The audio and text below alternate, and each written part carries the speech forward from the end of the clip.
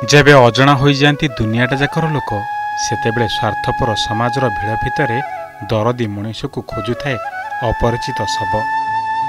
दर्शक बंधु, विश्वास रही शबर शेषकृत्य नहेबा पर्यंत आत्मार सद्गति हुए नहीं। जेते जाए अग्नि रे मर शरीर दाह होई नहीं, आत्मा भी शांति पाई नहीं।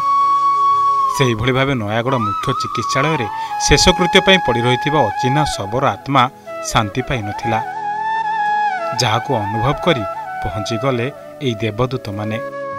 शवगृह रे पड़ी रही अजणा शव दरदी मनीष हाथरू मुखाग्नि टिके खोजुथिला।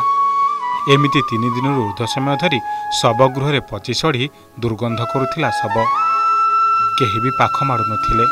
खबर पाइबा परे देवदूत संगठनर एई स्वेच्छासेवी माने पहुंचीथिले आ आत्मीय स्वजनक भली अचिन्हा शवर शेषकृत्य करिथिले।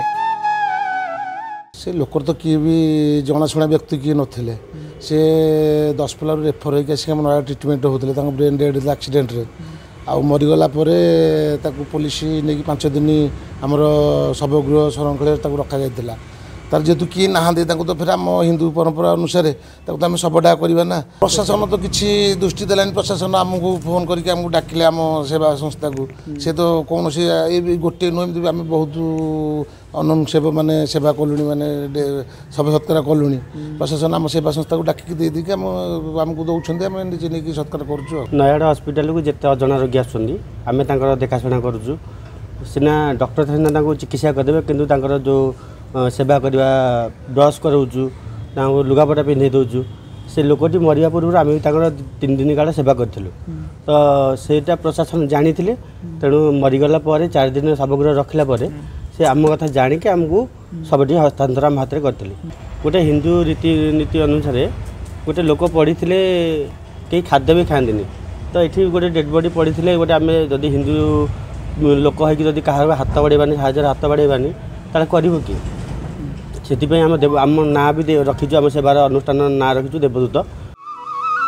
एक दुर्घटनार शिकार होई नयागढ़ मेडिकल रे किछि दिन धरि चिकित्सित हेउथिले अचिन्हा व्यक्ति जनक। मुंडरे शक्त आघात लागिथिबारु सबकिछि से भूली जाइथिले। चिकित्साधीन अवस्था तांकर मृत्यु हेबारु मर शरीर को पोस्टमार्टम पर शवगृह रखा जाइथिला। अजणा शव होइथिबारु केही छुईबाकु भी डरुथिले।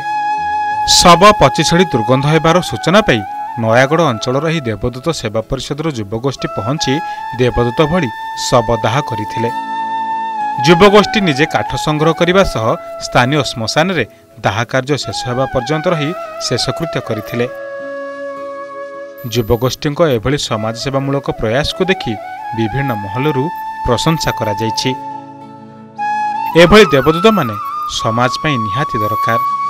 शवगृह आणला आम शव को लेकिन श्मशान को जाइलु। से जमी आम रीतिनीति अनुसार आम शव दाह करने कथा करूँ। सी कहार ना कहार गोटे बापा भी होते। तो सी कहार ना कहार किसी गोटे संपर्क होते। तो ये 4 दिन रहा शवगृह कहीं नेले। आस्ते आस्ते शव पचिजा आम शुणा सांगे सांगे से शव को लेकिन गलु भालुखोल श्मशान किना दाह कलु। आमको गोटे लगिला मन गोटे भगवान गोटे काम बोली लगिला। Nayagarh Jayendra Behera report, Odisha reporter.